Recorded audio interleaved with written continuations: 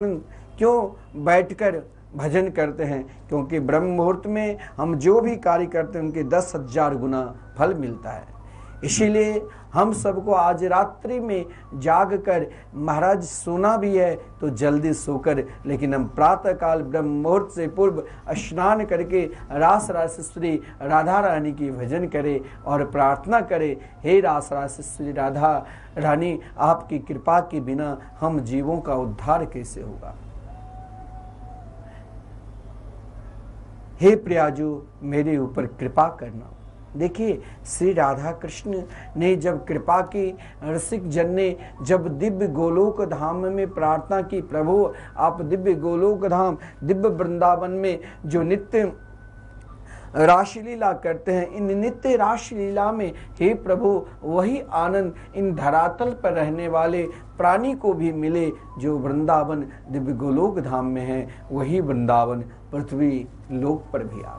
भगवान संत के वचन, यदि संत ने वचन दे दिया, आप कभी जीवन में ये सोचना नहीं कभी सोचना भी नहीं चाहिए कि संत अगर हमें कह दिया तो भाई जैसे हम वैसे हो, जो वो खाते हैं सो हम खाते नहीं। संत तो प्रियाजू के चरणार बिंद में समर्पित करने के पश्चात ही अन्न भी ग्रहण करते हैं।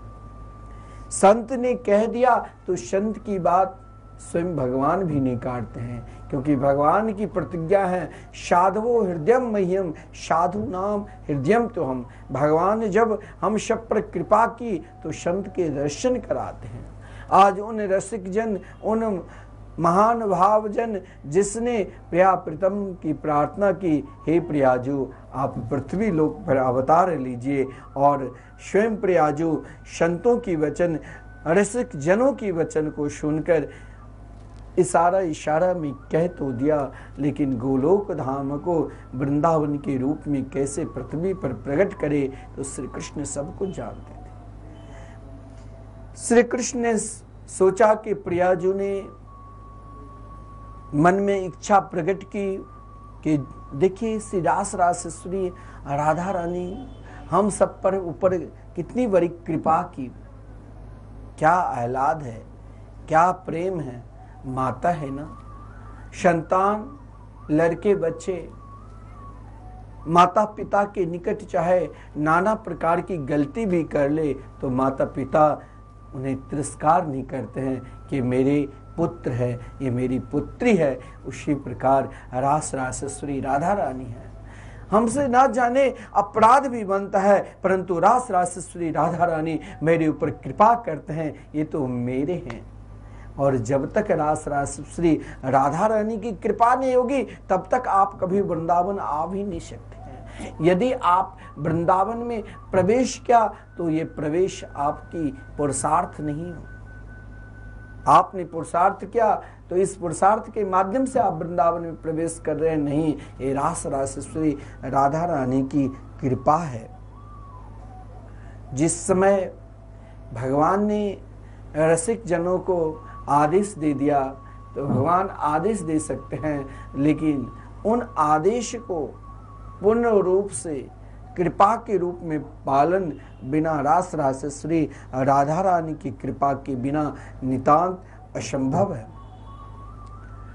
आज श्री कृष्ण जब अपने दिव्य वृंदावन में गोलोक धाम में नित्य रास लीला कर रहे थे, आज आपके आश्रम मिथिला कुंज में जो श्री धाम वृंदावन परिक्रमा मार्ग में आज आप रात्रि में 8 बजे नित्य रासलीला की दर्शन करेंगे, मीराबाई की चरित्र। और प्रातः काल के समय ठीक ब्रह्म मुहूर्त में 4:30 बजे आप रास रासेश्वरी राधा रानी के साक्षात प्रागट्य लीला की दर्शन करेंगे। तो आप जरूर मन से, शरीर से नहीं आ पाए तो कोई बात नहीं, लेकिन मन से उस घड़ी की इंतजार करो कि प्रिया जी को हम भी दर्शन करेंगे। आज स्वयं विरजा नदी, विरजा सखी, प्रिया प्रीतम दोनों की भाव को जानकर आज विरजा सखी ने श्री कृष्ण से प्रार्थना की, हे श्याम सुंदर, मैंने कल ही कहा था कि सेवा का भाव क्या होता है। स्वामी के अंतरात्मा के भाव अगर सेवक जान जाए तो वह उच्च कोटि की सेवा है। ब्रजा सखी ने देखा श्री कृष्ण ने पृथ्वी लोक वासियों पर कृपा करने के लिए रास रासश्री राधा रानी से प्रार्थना कर रहे हैं कि आप पृथ्वी पर अवतार लो। लेकिन आज विरजा सखी जो सबसे अधिक कोई भी सखी थी, उन सबसे अधिक सखी में अगर रास रासश्री राधा रानी किसी को चाहते थे तो एकमात्र विरजा सखी। राधा रानी नित्य बिहार, नित्य महाराष्ट्र, नित्य राश में लीन रहती थी।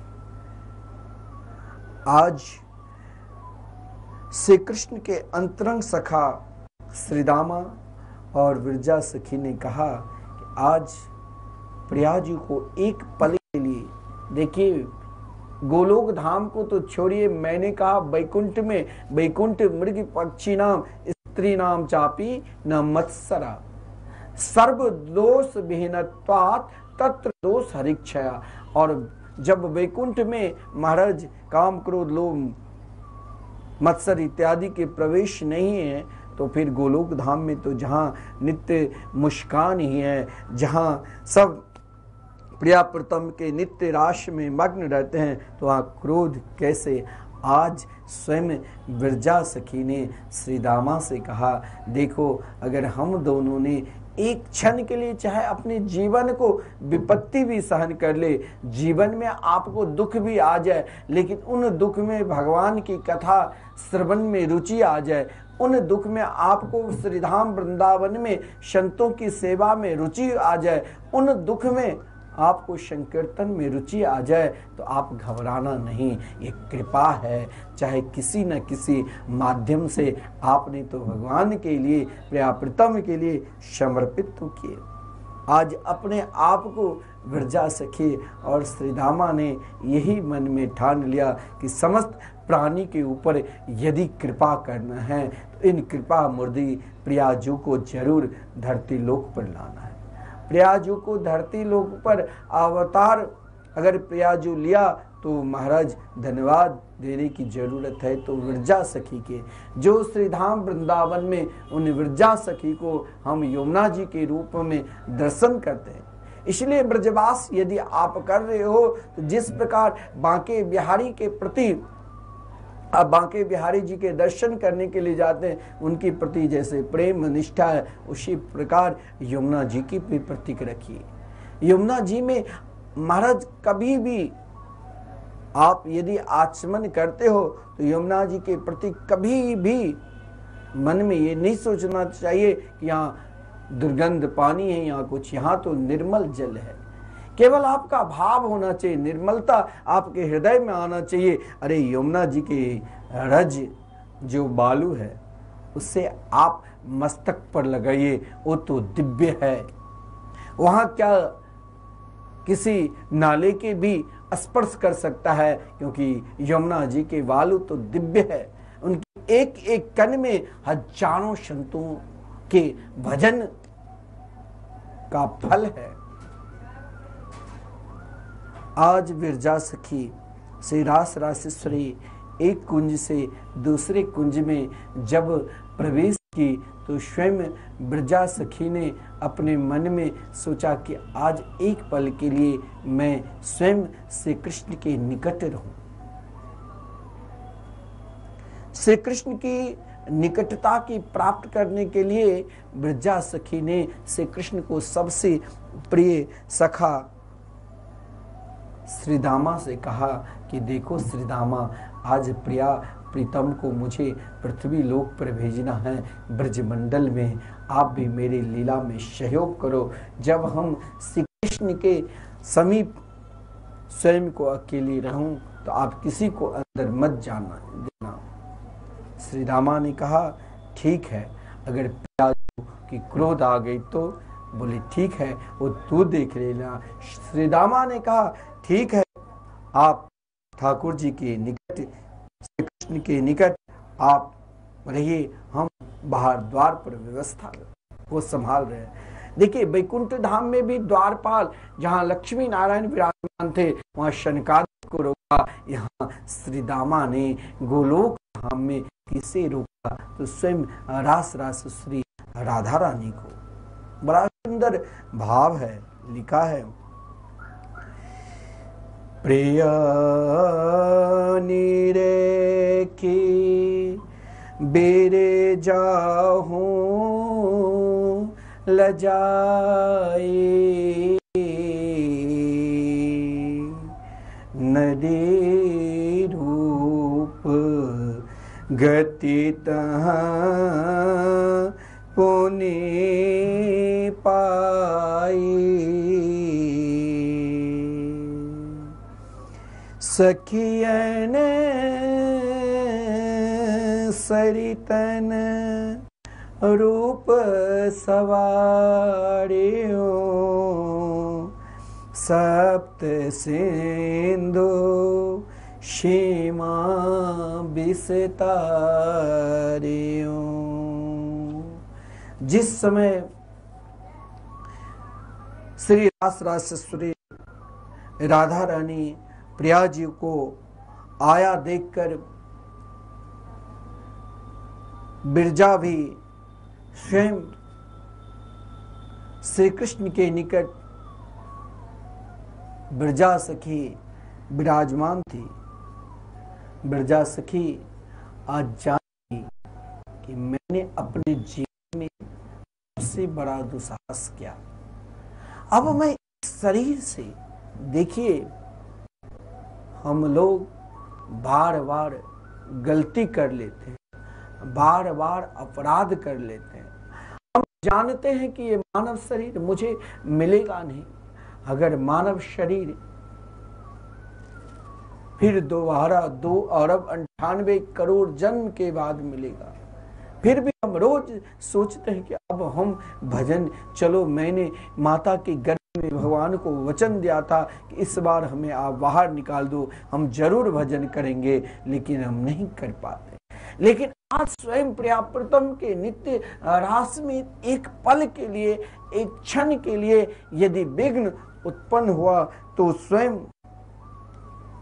लज्जित होकर बिरजा सखी और उनके साथ बिरजा के संग अनेकों सखियां थी, जिसने लज्जित होकर नदी के समान रूप प्राप्त कर लिया। सप्त सिंधु की विस्तार जहां पर हुई, श्री राधा रानी आज प्रथम बार एक क्षण के लिए, एक पल के लिए, जो सदा मुस्कान के सिवा जहां नहीं मान है, ना ही विरह है, ना किसी प्रकार की वेदना है, लेकिन आज एक पल के लिए, एक क्षण के लिए क्रोध आ गया और उनका अंग अंग कांपने लगा। वे अपमानित समझने लगी। अस्तु वे अपनी सखियों के साथ वापस अंदर जाने लग गई, परंतु आज जो स्वयं अंतरंग सखा श्री दामा ने उनको जाने से रोक दिया। इधर बिरजा सखी जल के समान लज्जित हो गई और कहा कि मैं अब कैसे श्री जी के निकट जाऊं, क्या कहूं।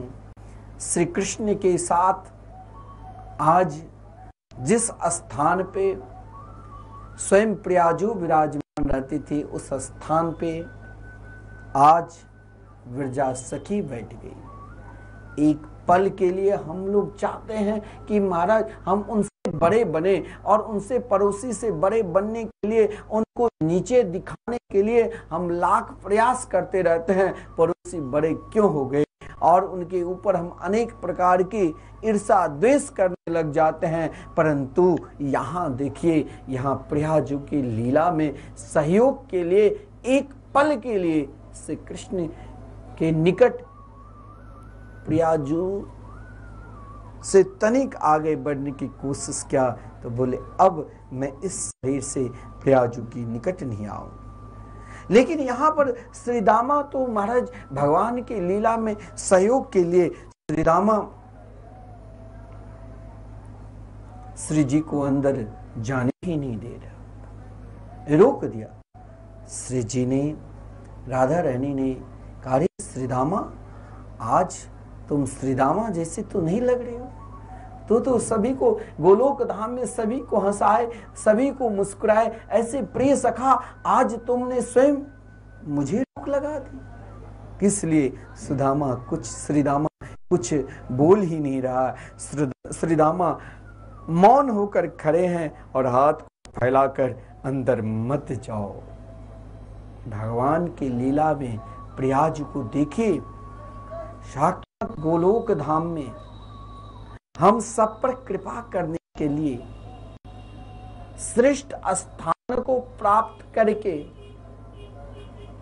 और केवल हम सब पर कृपा प्रियाजू की बरसे, जिस कारण आज श्री दामा ने भी अपने जीवन में ऐसा त्याग किया। राधा रानी ने जिस श्री दामा को पुत्र के तरह लाड लड़ाते थे, जिस श्री दामा को कभी आंख में अश्रुपात भी देखते तो राधा रानी विचलित हो जाती, आज उन श्री दामा को भी श्राप, ब्रजा सखी को केवल श्राप के डर नहीं, आज श्री दामा जानते थे कि मुझे भी कहीं इस अपराध को दंड ना मिले, और दंड मिला। क्या दंड मिला? साप दियो श्री दाम ही भारी, असुर योनि पावो भयकारी, कारण कहा इनकी न्यो, श्री दामा निज दोष न चिन्हियो। आज श्री राधा रानी, श्री दामा गोप, जिस श्री दामा गोप को श्री राधा रानी बहुत प्रेम करते थे, आज श्री दामा को भारी श्राप दिया, और श्राप ही ने कहा तुम भयंकर असुर योनि तुम्हें मिलेंगे। उन असुर योनि के नाम सुनते ही श्री दामा ने विचार किया, ऐसा मैंने कौन सा अपराध किया? मैं तो केवल द्वार पर खड़ा रहा और माखन खा रहा था, मुझसे ऐसा कौन सा अपराध हो गया जो श्री जी ने आज जो मुझे रोज पुत्र की तरह पुकारते थे, आज मुझे बिना सोचे समझे क्यों श्राप दे दिया? इस समय श्री दामा को भी अपना दोष समझ में नहीं आ रहा था। श्री दामा मन में ही विचार किया कि मैं ऐसा कौन सा गलती की। इधर श्री राधा रानी को श्री दामा के लिए असह्य हो जाता, पर कटु शब्दों में गोलोक बिहारनी की भर्त्सना यानी निंदा करने लग जाता। ये सब भगवान की लीला है। इधर से राधा रानी भी कुपित हो उठती है और क्रोध में आकर श्री दामा को श्राप तो दे देती है, लेकिन श्री दामा आज श्री दामा भी श्री रास रासेश्वरी राधा रानी को श्राप दे दिया। उसने भी क्रोध में आकर जो श्री राधा रानी ने श्री दामा को श्राप दिया तुम असुर हो जाओ, तो श्री दामा ने कहा अरे मैंने कौन सी ऐसी गलती कर दी जो आपने मुझे श्राप दे दिया। यहाँ केवल आज गोलोक धाम में प्रथम बार दिव्य वृंदावन में ये महाराज कटु वचन निकला। जहां नित्य संगीत की धारा, जहां नित्य रास बिहार की धारा, जहां महाराज सब कृष्ण प्रेम में मंत्र मुग्ध रहता था, आज यहाँ एक दूसरे को श्राप ही श्राप। श्रीदामा को भी श्राप मिला, जाओ तुम असुर हो जाओ। श्रीदामा ने भी श्राप दे दिया, किससे? तो रास रासेश्वरी राधा रानी को। आप भी पृथ्वी लोक में आपको भी जाना पड़ेगा, और जिन श्री कृष्ण के साथ आप सदा एक रहते। एक बात ध्यान देना, श्री राधा श्री कृष्ण कभी अलग नहीं होते हैं, लेकिन हम सभी पर कृपा करने के लिए श्री दामा ने श्री राधा रानी को कहा कि मनुष्य के समय के अनुसार 100 वर्ष तक आपको भी श्री कृष्ण के वियोग मिलेगा, आपको भी पृथ्वी लोक पे जाना पड़ेगा। महाराज वहां ऐसी घटना घट गई जो समस्त गोलोक धाम में रहने वाले सब उदास। बिरजा सखी लज्जित होकर नदी की तरह रूप धारण कर लिया। उन्हें भी श्राप मिला, तुमने मेरे प्रभु को, मेरे कृष्ण को मुझसे छीनने की कोशिश की। यहाँ तो हम लोग यदि घर में भी एक छोटा सा मंदिर बनाते हैं तो नौकरों के द्वारा, नौकरानी के द्वारा कहते हैं, अरे तो मंदिर के पारखद साफ कर देना, फूल भी निकट रख देना, तुलसी भी निकट रख देना, तब हम पूजा करेंगे। लेकिन वहाँ किसी के एक क्षण भी श्री कृष्ण के निकट विरजा सखी विराजमान हो गई तो उन्हें यमुना जी के रूप में पृथ्वी लोक पर आना पड़ा। इधर जब श्री कृष्ण आया तो श्री कृष्ण जिस समय आए तो श्री कृष्ण को देखकर आज प्रिया जो विलाप करने लग गई, रुदन करने लग गई, आंख से अश्रुपात होने लगी। श्री कृष्ण ने स्वयं रास रासेश्वरी राधा रानी की आंख के अश्रुपात, जो उन अश्रुपात को श्री कृष्ण ये नहीं चाहते थे कि कहीं एक बूंद भी नीचे गिरे। श्री कृष्ण अपने हस्त कमल पे उस अश्रुपात को ले लिया और कहा, हे प्रियाजू, आप इस प्रकार उदास क्यों? ये तो हम सब की एक लीला है। पृथ्वी लोक पर जाने के लिए एक भूमिका बनी। श्रीदामा को भगवान ने कहा, अब तो श्राप लगा है। श्रीदामा फूट फूट कर रो रहे हैं, मैंने प्रियाजू को क्यों श्राप दिया। विरजा सखी भी उदास होकर बैठ गई। भगवान ने कहा, चिंता मत करो विरजा, अब तो तुम्हें जल बन ही गई, तो कुछ दिन तुम चिंता मत करो, मैं उस जल में निरंतर विहार करूंगा, तो भी वृंदावन में यमुना जी के रूप में विराजमान रहना। और जहाँ यमुना जी, वहीं पर तो श्री कृष्ण, श्री राधा कृष्ण के नित्य लीला, निरंतर लीला, अहर्निशम लीला कभी बंद ही नहीं होते हैं। जैसे वृंदावन में मिथिला कुंज के आश्रम में निरंतर अखंड युगल नाम महामंत्र 24 घंटे हरि नाम संकीर्तन आपकी कान में सुनाई देगी। आप जिन कीर्तन में अपना सहयोग कर रहे हैं, दान दे रहे हैं, एक दिन का वो संकीर्तन है जो निरंतर अखंड आपके मरणोपरांत भी 21 पीढ़ियों जब कभी आएंगे वृंदावन तो एक दिन आपके नाम से संकीर्तन चलता रहेगा। भगवान ने कहा, वृंदावन धाम में अखंड निरंतर हम नित्य रास विहार करेंगे प्रियाजू के साथ। श्री दामा, आपको भी शंख चूर नाम के असुर बनना पड़ेगा, लेकिन असुरों का आप सम्राट होंगे। और स्वयं भोलेनाथ, एक वो समस्त वैष्णवों के आचार्य भोलेनाथ को कहा गया है, वैष्णवा नाम यथा शंभु, भोलेनाथ के द्वारा आपका उद्धार होगा, पुनः आप गोलोक धाम को प्राप्त करोगे।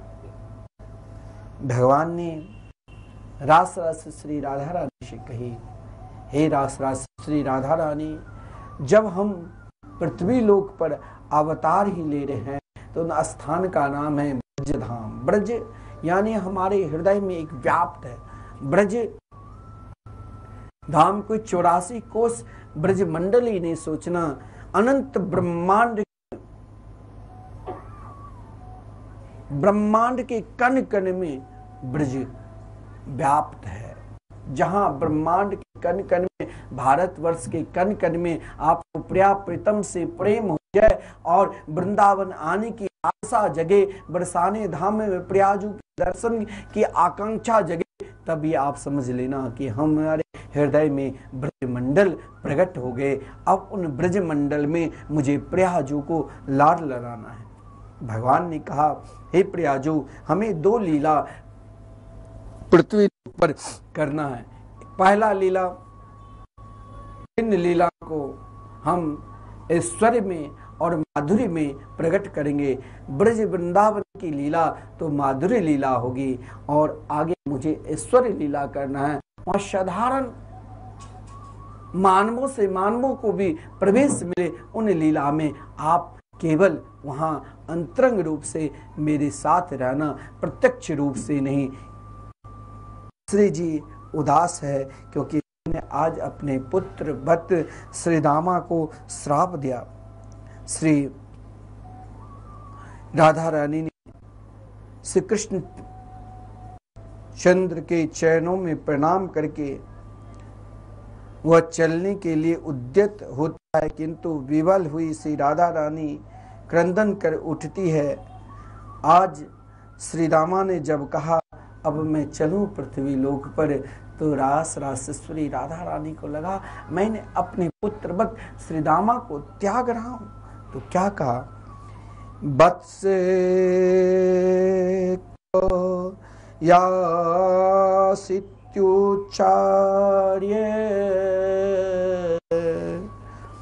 पुत्र विच्छेद कातरा। ब्रह्म विवर्तक पुराण में वर्णन है कि पुत्र विच्छेद के भय से कातर हुई पुकारने लगती है, रास रासेश्वरी राधा रानी का वत्स कहाँ जा रहे हो। इधर श्री दामा सिर झुकाए हुए कुछ बोल नहीं रहे। आज मुझसे अपराध बन गया, मैंने श्री जी को क्यों श्राप दिया। श्री जी मुस्कुरा रही है। श्री कृष्ण आकर सांत्वना देने लगते हैं श्री दामा को भी और स्वयं रास रासेश्वरी प्राण प्रिय कृपामयी श्री रास रासेश्वरी राधा रानी को भी। श्री कृष्ण श्री दामा को समझाया, जा सखी को समझाया और गोलोक बिहारनी अपनी प्रिया को हृदय से लगाकर पीतांबर से और स्वयं श्री कृष्ण पीतांबर से उनके नेत्र पोंछने लगे। और इस प्रकार रास रासेश्वरी श्री राधा रानी से श्री कृष्ण ने कहा कि आप भारतवर्ष में ब्रजमंडल में बृषभानपुर में यानी बरसाने धाम में आप अब शीघ्राति शीघ्र अवतार लीजिए और मेरे नित्य रास लीला, नित्य निकुंज लीला, नित्य झांकी को जगत में हे प्रियाजू आप प्रकट कराइए। रास रासेश्वरी राधा रानी एक ओर श्री कृष्ण की ओर मुखारविंद को निहार रही है और श्री कृष्ण रास रासेश्वरी राधा रानी की ओर।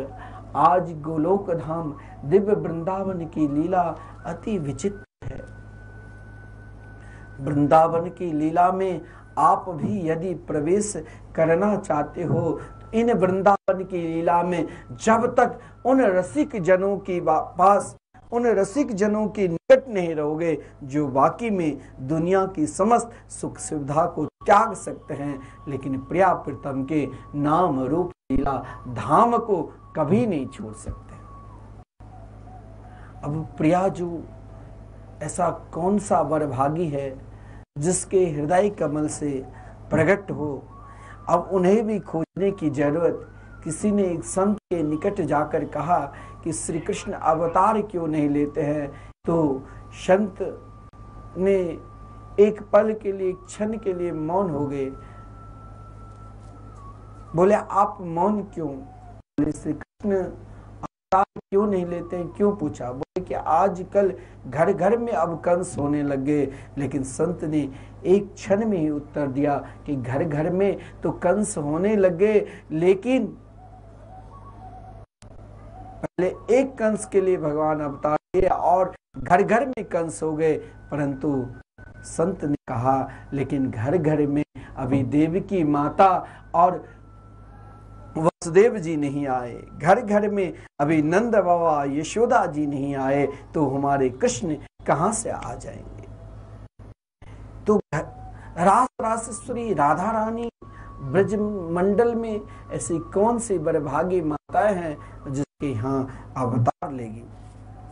इस अवतार के विषय में बहुत सुंदर कथा भी आती है कि उनके अवतरण के विषय में है कि नृपपुत्र राजा सुचंद्र एवं पितरों की मासी कन्या सुचंद्र की पत्नी कलावती का पुनर्जन्म हुआ। और वही पुनर्जन्म में दोनों महाराज सुचंद्र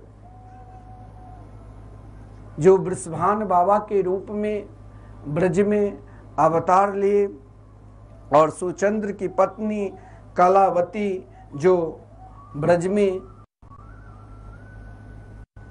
माता कीर्ति के रूप में अवतार लिए, जिसके विषय में कहा गया है सुचंद्र तो वृषभानु गोप के रूप में उत्पन्न हुए एवं कालावती कीर्तिदा गोपी के रूप में। यथा समय दोनों का समय पर विवाह हुआ, परंतु विवाह होने के बाद दोनों शक्ति की रासेश्वरी राधा रानी की उपासना करने लगे। एक जन्म इन उपासना की फल नहीं है, अनेक जन्म की फल।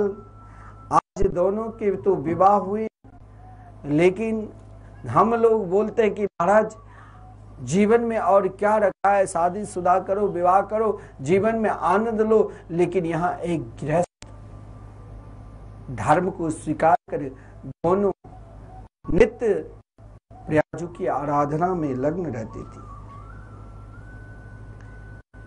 एक तो राजा सुचंद्र स्वयं हरि अंश से उत्पन्न हुए थे और उस पर उन्होंने उनकी पत्नी सहित दिव्य जीवन में जो भी कार्य करो, जिसके विषय में कहा गया है कि हम यदि दान देते हैं तो एक बार दान दे दिया तो हम सोचते हैं कि अब मेरे द्वार पर कभी हमारे गुरुदेव न आवे, क्योंकि श्रीधाम वृंदावन में कभी कहते हैं कि अखंड कीर्तन निरंतर चल रहे हैं, आप एक दिन कीर्तन करा रो, चाहे एक महीने की, चाहे आप अपने जीवन। अभी श्रीधाम वृंदावन में केवल विश्व में ही नहीं, भारत वर्ष में श्रीधाम वृंदावन में प्रथम बार 18,000 श्लोकात्मक दिव्य भागवत मंदिर का निर्माण होने जा रहे हैं, जिसमें अपने सभी भक्तों को बार बार कहते हैं कि आप सहयोग करो, चाहे आप एक ईंट का भी दान करोगे वृंदावन में, क्योंकि आप जब वृंदावन आते हो,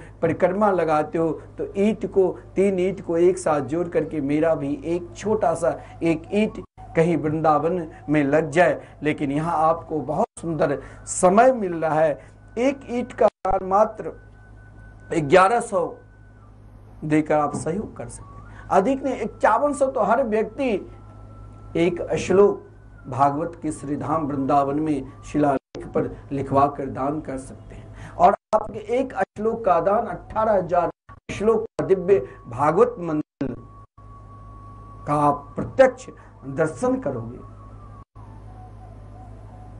हम कुछ दिन तप, हम कुछ दिन पुण्य कर लेते हैं तो मैंने बहुत क्या, लेकिन स्वयं वृषभान बाबा और माता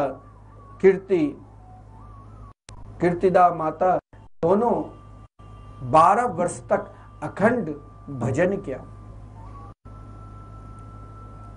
भजन में स्वयं अपने आप को शुद्ध भूल गए।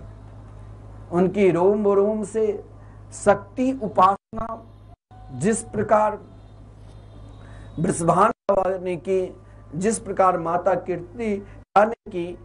कीर्ति शायद दुनिया में कोई शक्ति के इस प्रकार उपासना कर ही नहीं सकती। जहां आदि शक्ति और जहां आदिनी शक्ति दोनों एक साथ मिलकर रास श्री राधा रानी के रूप में प्रकट होती है। जब रास श्री राधा रानी ने दर्शन दिया, उनके दिव्य स्वरूप को देखकर आज वृषभान बाबा ने कहा, मैं मांगू तो मांगू क्या? बोले, हे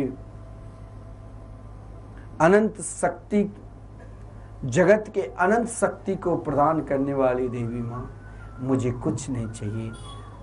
जीवन में आजकल देखा जाता है और माताएं लोग कि पेट में लड़का है कि लड़की है, बहुत लोग लड़का के इच्छुक होकर यदि पेट में लड़की है तो गर्भपात करा लेती है। वो ये नहीं जानती है कि मेरे गर्भ में जो कन्या है वो कोई कन्या साधारण नहीं हो सकता है, साक्षात रास श्री राधा रानी ही आ रही है। लेकिन लोग लोभ के कारण, कामना के कारण, कामना ही लोभ के कारण स्वयं को गर्भपात करा लेती है। लेकिन वो जानती नहीं, संसार में कहा गया गर्भपात से अत्यधिक महापाप कोई पाप नहीं है। स्वयं आदरणीय संत स्वरूप समस्त प्राणियों के दिव्य उपदेश देने वाले, गोलोक विहार में विहार करने वाले दिव्य वृंदावन में स्वामी श्री राम सुखदास जी महाराज अपने साधक संजीवनी गीता में किस प्रकार वर्णन किए हैं। लेकिन वृषभान बाबा और माता कीर्ति ने क्या कहा कि माता कीर्ति जिसने अपनी कीर्ति की जगत में फैला दी, कहा मुझे कुछ नहीं चाहिए, आह्लादिनी शक्ति अगर चाहिए तो आप जैसी पुत्री। श्री रास श्री राधा रानी मुस्कुराने लग गई, क्या माता तू मेरे भार को सहन कर लोगी? जो ही कहा तो कहा, हाँ यदि आपकी कृपा होगी तो। लेकिन वृषभान बाबा और माता कीर्ति दोनों पुनः भजन में लीन हो गई। भजनानंदी व्यक्ति समय का हर समय सदुपयोग में लगाता है और भजनानंदी चाहे कुछ हो जाए, जिसके हृदय में भजन का लगन रहता है, जिसके हृदय में भजन के प्रति प्रेम रहता है, जिसके हृदय में भजन के प्रति निष्ठा रहता है, वो व्यक्ति, वो प्राणी और विशेषकर भक्त वृंद, संत जन, वो प्रातः काल ब्रह्म मुहूर्त में ही स्नान करेंगे। निकट में यदि नदी है, गंगा जी, यमुना जी, सरोवर है, तालाब है या घर में व्यवस्था है तो स्नान करके समस्त कार्य छोड़कर केवल भजन करेंगे।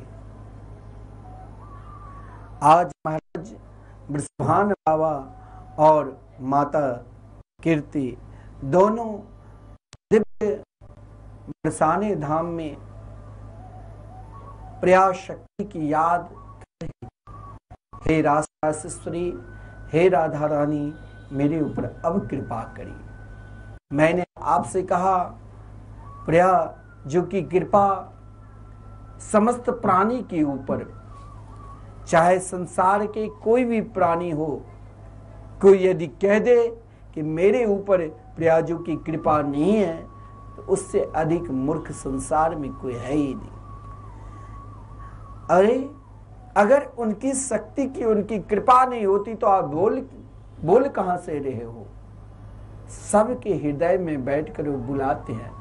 बोलने की शक्ति कहाँ से आ रही है? हम जो बोल रहे हैं वो शक्ति किसने दी? तो प्रियाजू ने, रास रासेश्वरी राधा रानी ने। आज महाराज जो भगवान के नित्य लीला में सहयोग करने के लिए वृषभान बाबा एवं माता कीर्तिदा ये दोनों प्रातः काल के बेला में नित्य की भांति जिन आद्य शक्ति आह्लादिनी शक्ति देवी की आराधना की और जिन देवी ने कहा कि हे माता आप मेरे घर में पुत्री के रूप में ही अवतार लीजिए, उनके सुंदर रूप को देखकर जगत में और संसार में कोई स्त्रियां ही नहीं थी, कोई देवी ही नहीं थी। तो रास रासेश्वरी राधा रानी ने कृपा की और वही कृपा की समय आज के दिन, जिस दिन के हम सब प्रतीक्षा कर रहे हैं, जिस दिन के लिए हम वर्ष में एक दिन सोचते हैं कि हम भी श्रीधाम वृंदावन में जाकर उन दिव्य रास लीला के माध्यम से प्रयाजू के अवतार के दर्शन करें। आज वृषभान बाबा जब सरोवर में स्नान करने के लिए पधारे, आज उनके हृदय की प्रसन्नता का वर्णन शायद कौन कर सकता है। आज वृषभान बाबा ने, सरोवर वही है, लेकिन समय वो आ चुका जिन समय जिन क्षण को वृषभान बाबा वर्षों से, जो 12 वर्ष तक एक ही आसन पर बैठकर कठोर तप के दोनों, आज उन तप का फल तो जरूर मिलेगा। आज वह मुहूर्त आया, भाद्रपद की शुक्ला अष्टमी तिथि, चंद वासर है, मध्याह्न समय है। कीर्तिदा रानी रत्न पर्यक पर विराजित है। एक घड़ी पूर्व से ही उस समय की प्रतीक्षा कर रही है। इस समय की प्रतीक्षा स्वयं वृषभान बाबा ने प्रयाजू से प्रार्थना की और प्रयाजू ने वृषभान बाबा की प्रार्थना को मुस्कुराते हुए आशीर्वादात्मक जवाब दिया। मुस्कुराते हुए कहा, अब मैं शीघ्र अवतार ले रही हूं। एक घड़ी पूर्व से प्रसव का मात्र आभास हुआ। देखिए, संसार में जब माताएं संतान को जन्म देती है तो 2-4 घंटे भयंकर दर्द वेदना से तड़पती रहती है, लेकिन यहाँ केवल एक पल के लिए, एक क्षण के लिए, क्योंकि पुत्री के रूप में उपासना की थी, पुत्री के रूप में आराधना की थी, इसीलिए माता कीर्तिदा को, माता कीर्ति रानी को एक पल के लिए, एक घड़ी, एक क्षण के लिए उन प्रसव का आभास सा मिलने लगा। आज वहां ब्रजमंडल की उन गोपियों को प्रवेश मिला, उन परम भाग्यशाली गोपियों को, जिसने अपने जीवन को प्रयाजू के चरणार बिंद के लिए ना जाने अनेक जन्म जन्मांतरों तक, एक जन्म कौन के करोड़ों जन्म तक प्रयाजू की आराधना करते करते करते ब्रजमंडल में सबके सब वृद्धा के रूप में प्राप्त कर चुकी थी। लेकिन आज जब सूचना मिली कि स्वयं रास रासेश्वरी राधा रानी ब्रजमंडल में वृषभानपुर में अवतार ले रही है, तो वृद्धा गोपिकाएं सब प्रसन्नता में स्वयं माता कीर्तिदा के निकट सबके सब कमल कर्णिका के बीच कमल के फूल की तरह चारों तरफ ऐसे फुलवारी की तरह सज गई कि बीच में कौन, माता कीर्ति, और चारों तरफ उन वृद्धा गोपिकाएं और गान कर रही, क्या, कब आएगी मेरी प्रियाजू, कब अवतार लेगी मेरे प्रियाजू। महाराज सब के सब एक उनकी नजर मात्र एकमात्र माता कीर्तिदा की है, पास है। समस्त गोपिकाएं बैठी हुई है। उस समय आकाश में मेघाच्छन्न हो रहा है और महाराज आज वहां देवता लोग, देवांगनाएं ब्रजमंडल में आज के दिन रात्रि में ही जब आप वृषभानपुर जाओगे तो वृषभान बाबा के मंदिर, जहाँ रास राजेश्वरी राधा रानी की प्रागट स्थली है और स्वयं रावल में प्रागट स्थली है, और जहाँ वृषभानपुर में वृषभान बाबा, जहाँ रास राजेश्वरी राधा रानी हम सब की दर्शन दे रही है, आज मानो शब साधक उस ओर निहार रही है कि कब मेरी प्रियाजू अवतार लेगी। उन घड़ी के, उन समय की सब प्रतीक्षा कर रही है कि महाराज वो समय आवे जो हम भी उल्लास के साथ आनंद पूर्वक प्रियाजू की एक छटा की दर्शन करें। उन छटा की दर्शन करने के लिए आज ब्रज की गांव-गांव से, शहर की गांव-गांव से, भारतवर्ष देश विदेश के लोग वहां बरसाने धाम में, चाहे कितनी भी भीड़ है, सब एक झलक प्रियाजू की प्राप्त करने के लिए तरस रहे हैं। जब उनकी झलक को तरस रहे हैं और उस समय वहां समस्त ब्रजांगनाएं जो विराजमान हैं, कमल फूल की कर्णिका की तरह बीच में माता कीर्तिदा और चारों तरफ उन गोपिकाएं, प्रतिगोपिकाएं सबके सब प्रतीक्षा कर रही है कब प्रियाजू अवतार ले, कब प्रियाजू अवतार ले।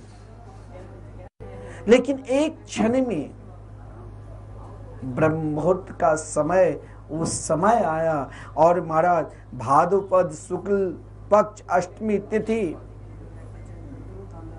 चंद्रवासर के दिन मध्याह्न में वो समय आया जिन समय को महाराज शब प्रतीक्षा कर रहे थे। देवता लोग, ब्रजवासी लोग, भक्त वृंद, जो आज हमारी प्रियाजू आ रही है, हमें भी आज उन समय का लाभ मिलेगा। हम भी अपने जीवन को यही प्रार्थना करें जीवन से कि हे प्रियाजू, जैसे सब वहाँ गा रहे थे, आज रावल में जय जयकार प्रगट भई वृषभान गोप के, श्री राधा अवतार, शब गा रहे थे, झूम रहे थे। हमें भी अपने हृदय में यही भाव प्रकट करना चाहिए, हे प्रियाजू आप मेरे हृदय में भी आकर बैठे रहिए, मुझे कुछ नहीं चाहिए, मैं भी अपने हृदय को आज बरसाने धाम बनावे और इन बरसाने धाम में हम स्वयं को एक पल के लिए वृषभान बाबा और माता कीर्ति के रूप में आज हम स्वयं, अगर हम गोप है तो वृषभान बाबा के रूप में, गोपिकाएं हैं तो माता कीर्ति दा के रूप में, और प्रार्थना यही करे, हे रास राजेश्वरी, हे राधा रानी, आप हमें भी दर्शन दीजिए। आज प्रातः काल ब्रह्म मुहूर्त में आप यदि एक बार भी श्री राधा नाम ले लिया तो श्री राधा नाम लेने मात्र से ही आज अष्ट प्रकार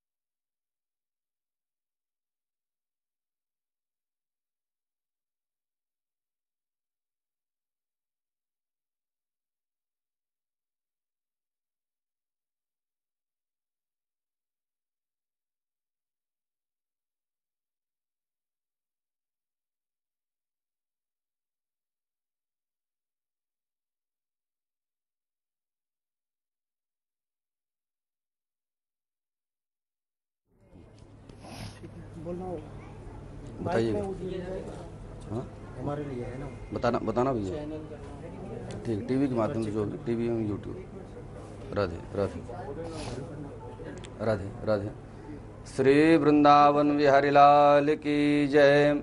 श्री राधा रानी सरकार की जय। बहुत ही दिव्य कथा हम सभी भक्त श्री सद्गुरुदेव भगवान के मुखारबिंद से श्रवण कर रहे थे। निवेदन करूंगा, एक बार जोरदार तालियों के साथ में पूज्य महाराज श्री का स्वागत करेंगे। बहुत ही दिव्य किशोरी श्री राधा रानी की दिव्याति दिव्य चरित्रों को श्रवण कर रहे हैं, जिसके उपलक्ष्य में यह आयोजन आयोजित किया गया है श्री राधा जन्म अष्टमी महोत्सव के उपलक्ष्य में। तो सर्वप्रथम जिन दानदाताओं ने अपनी सहयोग राशि हमारे संस्थान को प्रदान किया है 56 भोग संतों की सेवा के लिए, एक बार बड़े श्रद्धा और भाव के साथ में उनके नाम को श्रवण करेंगे। इसके बाद हम लोग सेवा संस्थान के अन्य प्रकल्पों को श्रवण करके जीवन को धन्य बनाएंगे। सर्वप्रथम हमारे बीच में सहयोग राशि प्राप्त हुई है श्रीमान अशोक गुप्ता जी, आप अंबाला पंजाब से जुड़ रहे हैं। आपने संपूर्ण भंडारे की सेवा को अपने जीवन में ग्रहण करते हुए एक दिन के संकीर्तन की सेवा और गौ सेवा के निमित्त 1100 रुपये संपूर्ण राशि 23,600 रुपये की राशि आपने हमारे संस्थान को प्रदान किया है। निवेदन करूंगा, एक बार इनके लिए जोरदार तालियों से स्वागत करेंगे। श्रीमान कामेश्वर प्रसाद जी, आप मुजफ्फरपुर से जुड़ रहे हैं। आपने संतों की सेवा के लिए 3105 रुपये की राशि प्रदान किया है। आपका भी बहुत बहुत धन्यवाद, बहुत बहुत आभार है। श्रीमान मुकेश कुमार झा जी, आप कोलकाता से जुड़ रहे हैं। आपने 2100 रुपये की सहयोग राशि संत सेवा के लिए प्रदान किया है। आपका बहुत बहुत धन्यवाद है। श्रीमान शिव कुमार पाठक जी, आप उत्तर प्रदेश अलीगढ़ से जुड़ रहे हैं। आपने एक दिन की संकीर्तन की सेवा और संतों की सेवा के निमित्त 2600 रुपये की राशि प्रदान किया है। आपका भी बहुत बहुत आभार है। श्रीमती इंदिरा देवी जी, आप अंबाला हरियाणा से जुड़ रही हैं। आपने भागवत मंदिर की सेवा के निमित्त 1 ईंट की सेवा का संकल्प का दान करते हुए आपने हमारे संस्थान को 1100 रुपये की सहयोग राशि प्रदान किया है। आपका बहुत बहुत धन्यवाद। मैं निवेदन करूंगा, एक बार इन समस्त दानदाताओं के लिए जोरदार तालियों से स्वागत करेंगे। और जो भी भक्त हमारे आश्रम के YouTube चैनल मिथिला कुंज YouTube चैनल से एवं टीवी के माध्यम से जो भी भक्त जुड़ रहे हैं, जैसा कि आप सभी भक्तों को विदित है, श्री राधाष्टमी का परम पावन पर्व चल रहा है और उन्हीं किशोरी श्री राधा रानी की चर्चाओं को हम लोग पूज्य महाराज श्री के मुखारबिंद से श्रवण कर रहे हैं। किशोरी श्री राधा रानी के बारे में कहा गया है, राधे तू बड़ भागिनी कौन तपस्या कीन, 3 लोक तारण तरन शो तेरे आधीन। जो तीनों लोकों के मालिक हैं, अधिष्ठात्र देवता हैं, ठाकुर श्री बांके बिहारी, वह भी किशोरी श्री राधा रानी के चरणों की सेवा करते हैं। उन्हीं किशोरी श्री राधा रानी की कल जन्माष्टमी जन्म दिवस मनाया जा रहा है श्री राधाष्टमी के रूप में। तो निवेदन करूंगा, जो भी भक्त देश विदेश में बैठ करके YouTube के माध्यम से एवं टीवी के माध्यम से कथा श्रवण कर रहे हैं, यदि आप बरसाना धाम नहीं आ सकते हैं, यदि आप वृंदावन धाम नहीं आ सकते हैं, यदि आप मिथिला कुंज वृंदावन में नहीं आ सकते हैं, तो टीवी के माध्यम से ही आपके टीवी स्क्रीन पर हमारे संस्थान के नंबर एवं बैंक अकाउंट नंबर टेलीकास्ट हो रहे हैं। जो भी आप किशोरी श्री राधा रानी की सेवा के निमित्त, क्योंकि कल यहाँ पर मिथिला कुंज वृंदावन में बहुत भव्य एवं दिव्य किशोरी श्री राधा रानी के लिए 56 भोग लगाया जाएगा। नाम सिर्फ रहेगा 56 भोग, उसमें अनेकानेक प्रकार के व्यंजन रहेंगे। तो निवेदन करूंगा, यदि ठाकुर जी ने आपको समर्पण श्रद्धा प्रदान किया है, ठाकुर जी ने आपको शक्ति प्रदान की है, तो आप 56 भोग की सेवा जरूर लगवाएं। और मान लीजिए यदि ठाकुर जी ने आपको इतनी सेवा नहीं प्रदान की है, यदि आप उन 56 भोग में से किसी एक भोग को भी किशोरी श्री राधा रानी को अर्पित करवाना चाहते हैं, तो हमारा संस्थान दोनों हाथ फैला करके आप लोगों का आह्वान करता है, आप लोग जुड़ सकते हैं। यदि आप उन 56 भोगों में से सिर्फ एक भोग की सेवा करना चाहते हैं, तो उसके लिए मात्र 2100 रुपये की सहयोग राशि प्रदान कर सकते हैं। और यदि आप चाहते हैं कि कल राधाष्टमी के पावन पर्व पर किशोरी श्री राधा रानी को जो 56 भोग लगाया जाएगा, यदि उस 56 भोग को आप लोग घर बैठे ही प्रसाद रूप में प्राप्त करना चाहते हैं, तो उसके लिए आपको मात्र और मात्र 5100 रुपये 5100 रुपये की सहयोग राशि हमारे संस्थान को प्रदान करना पड़ेगा। और यदि 56 भोग की संपूर्ण सेवा यदि आप अपने नाम से अपने परिवार के कल्याण के निमित्त करवाना चाहते हैं, तो मात्र और मात्र 51,000 रुपये की सहयोग राशि प्रदान करनी पड़ेगी। उस 51,000 रुपये में किशोरी श्री राधा रानी के लिए 56 भोग रहेगा, साधु संत महंत महामंडलेश्वर जगत गुरुओं का सम्मान, दक्षिणा, वस्त्र इत्यादि।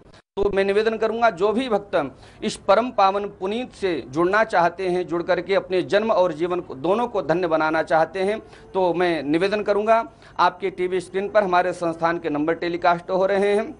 जो भी आप जानकारी प्राप्त करना चाहते हैं अथवा जो भी सहयोग राशि आप हमारे संस्थान को भेजना चाहते हैं, सीधे हमारे बैंक अकाउंट में जमा करके अपने नाम की घोषणा को करवा सकते हैं।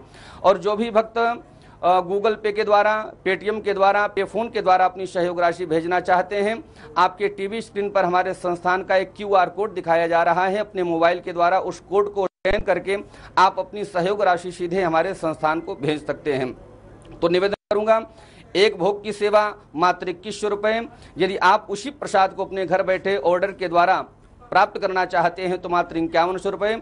और 56 भोग की संपूर्ण सेवा मात्र 51,000 रुपये की सहयोग राशि आप भेज करके यह सौभाग्य आप लोग अपने नाम से करवा सकते हैं। तो मैं निवेदन करूंगा, शीघ्रातिशीघ्र आप लोग अपने फ़ोन को उठाएं और हमारे संस्थान को फ़ोन करके अपने दान की